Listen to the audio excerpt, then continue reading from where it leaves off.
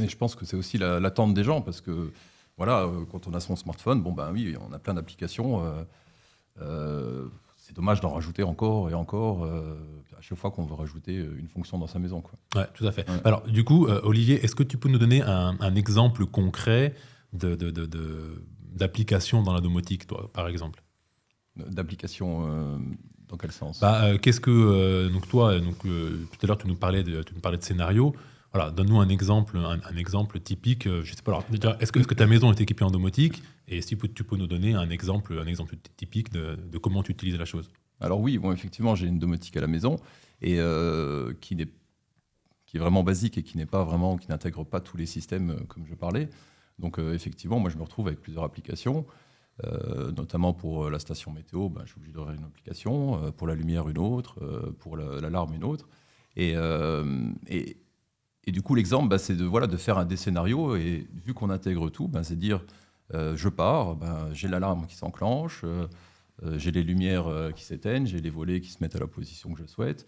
Et voilà. Et après, s'il y a quelqu'un qui vient sonner, j'ai une notif sur cette application. Et tout roule plus facilement, quoi. Donc tout communique ensemble, ouais, c'est vraiment ça l'idée. Ok, très bien. Patrice, je reviens vers toi. Pareil, un exemple concret. Un exemple concret pour moi, ça peut être l'économie d'énergie. Donc aujourd'hui, je pense que dans la plupart des habitations, on a une sonde de température à un endroit dans la maison. On a éventuellement des vannes thermostatiques sur les radiateurs. Par contre, on n'a pas obligatoirement un système qui permet de gérer de façon transparente et simple les températures pièce par pièce, heure par heure.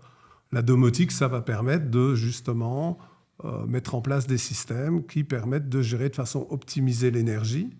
Et donc, on revient à cette notion de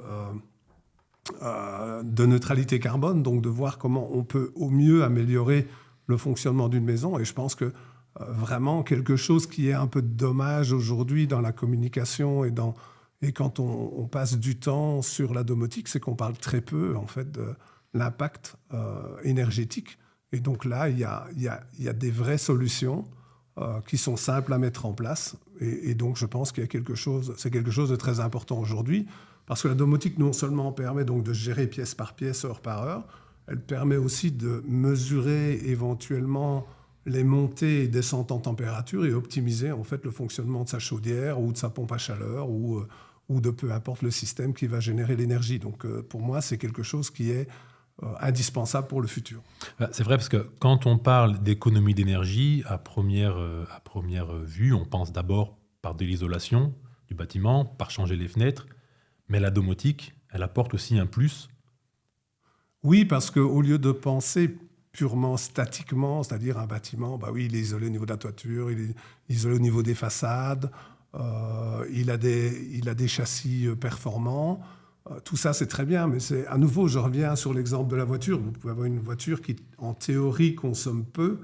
Si vous avez le pied lourd, vous allez quand même consommer beaucoup. Donc la domotique, c'est l'objet qui permet d'optimiser la façon dont on va utiliser l'énergie. Ok, très bien.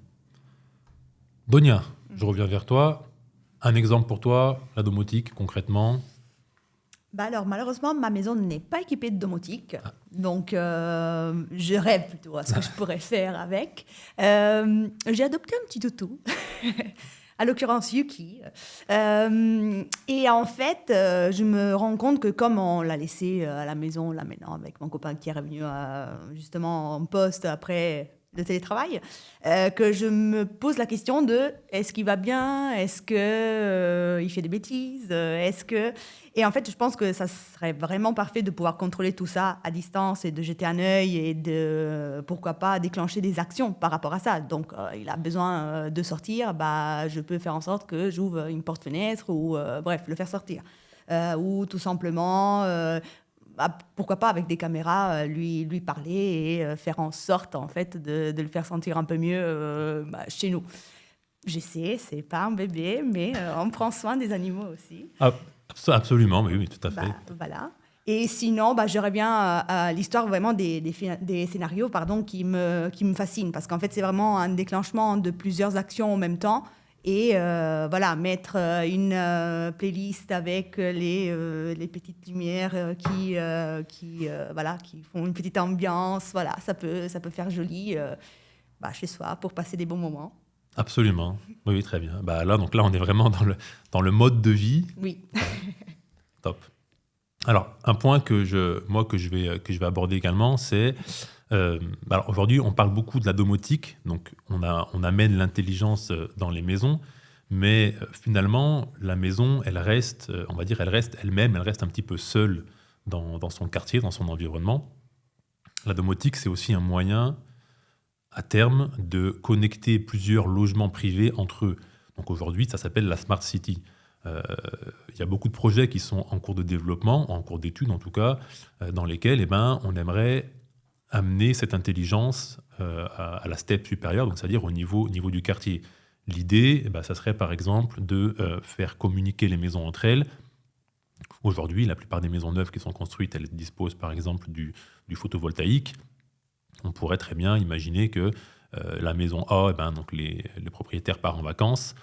La maison B, les propriétaires sont là. La maison A, elle a son panneau solaire qui produit de l'énergie parce qu'il fait beau. Et du coup, l'énergie qui est produite soit redistribuée sur les personnes qui sont au quartier. On va également pouvoir faire remonter de l'information de vie du quartier directement dans la maison. Parce que l'avantage de la domotique, c'est qu'on rentre vraiment chez les gens. Et ça, finalement, c'est un atout qui est très intéressant et qu'il faut utiliser, évidemment, avec intelligence et parcimonie.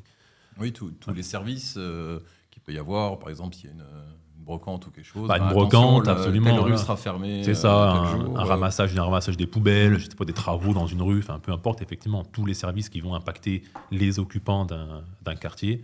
Ouais. Même les services de mobilité aussi. Ah oui, tout à fait.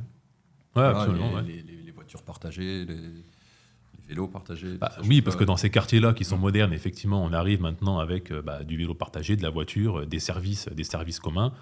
Ce genre d'informations, les faire remonter sur les écrans domotiques, directement dans les logements, ça serait réellement un atout en fait, dans ces quartiers de Smart City. Voilà.